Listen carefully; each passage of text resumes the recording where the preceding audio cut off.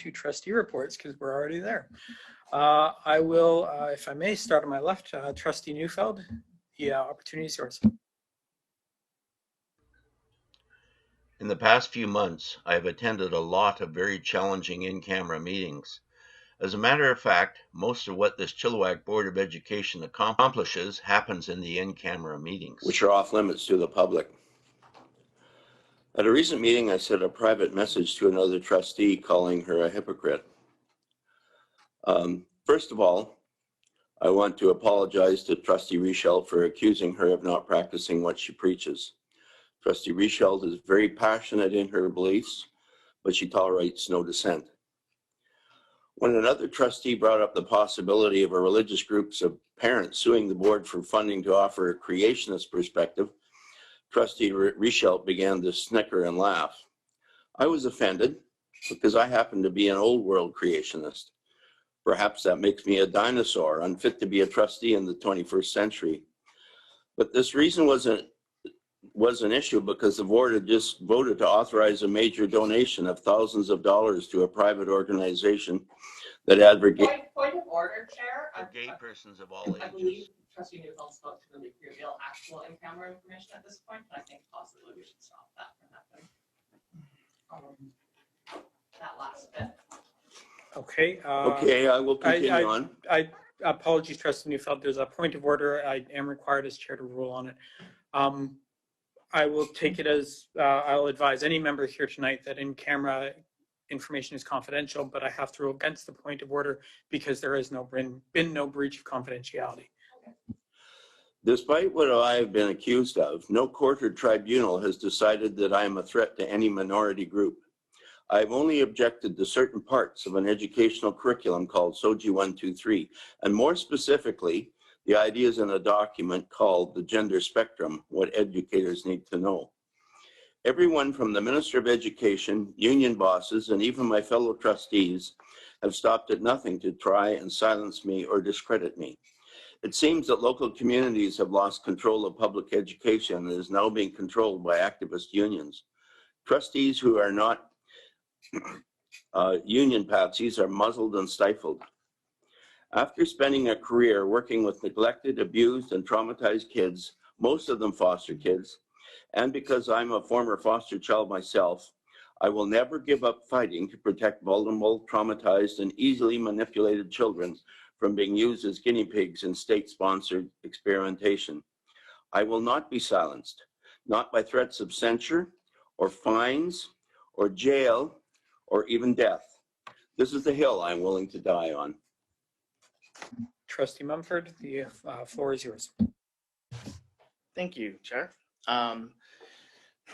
I want to start my trustee report by saying that I do not and will not tolerate any form of workplace harassment, particularly harassment from men towards women.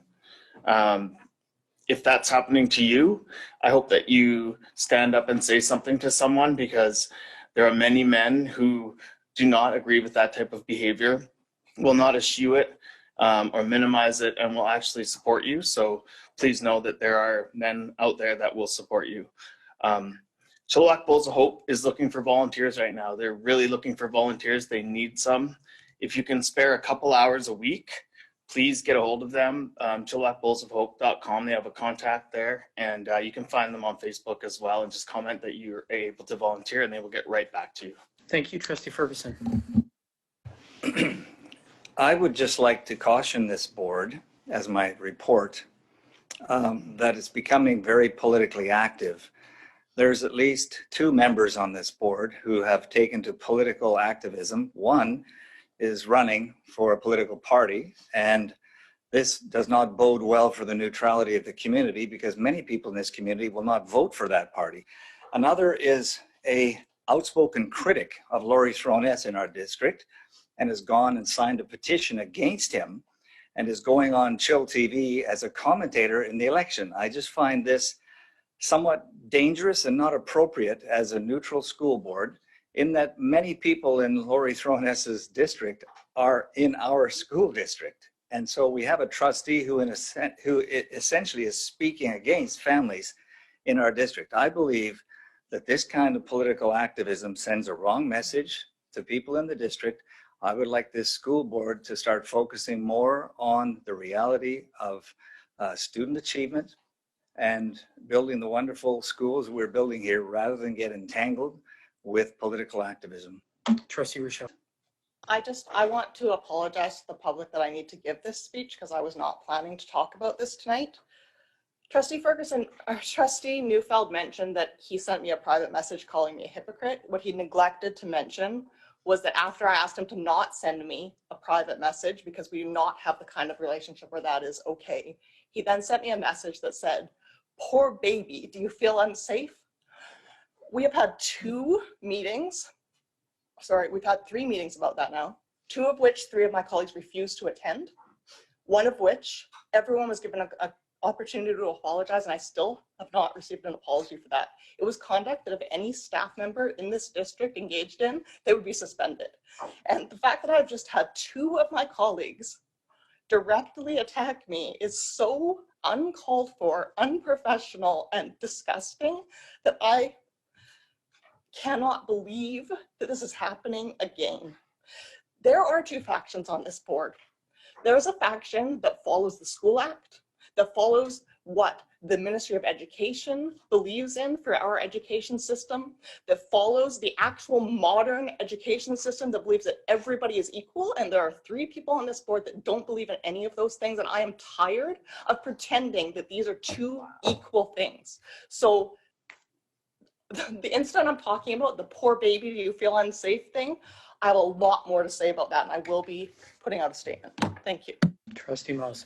Well, I would just like to remind everyone that Saturday is provincial voting day, and go and cast your ballot. That's my report. Thank you for the reminder, Trustee Moss. I am slightly stumped at this moment, if I'm being totally frank, and I have great empathy for the individual who has sat here for the past 2 years. It is hard to know what to do with comments like these. This should be an opportunity to talk about what's going on in the district, not to speak to the conduct of other members. And yet, when that becomes the conversation, it's entirely understandable that that is going to be responded to. I will go forward with what I intended on bringing forward, which is simply that I attended the BCSTA board chairs meeting a couple weeks ago. The discussion at that table was looking forward to the 2021 and 2022 school year.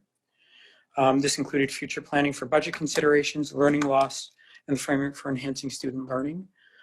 This is going to be, I've proposed that it be put on the BCSTA branch meeting, which is going to be in weeks ahead.